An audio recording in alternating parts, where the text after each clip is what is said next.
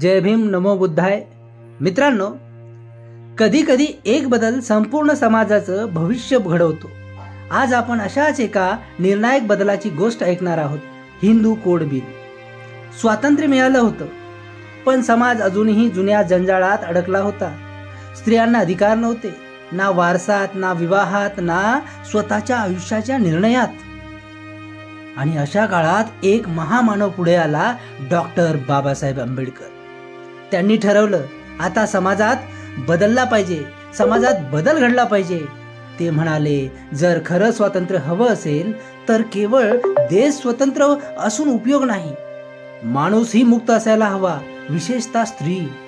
त्यांनी मांडलं Hindu code bill, असा एक कायदा जो स्त्रियांना वारसा हक्क देतो, घटस्फोट आणि पुनर्विवाहाचे अधिकार देतो, एक पत्नीत्व आणि वार्य करतो आणि दत्तक घेण्याचा हक्कही महिलांना देतो.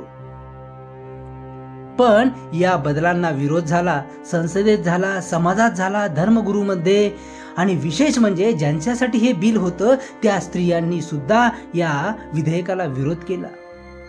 पण डॉक्टर बाबासाहेब आंबेडकर निराश झाले नाही आणि त्यांनी हार मानली नाही. त्यांनी स्वतः मंत्रिपदाचा राजीनामा दिला. पण बदलाची बीज पेरली गेली होती.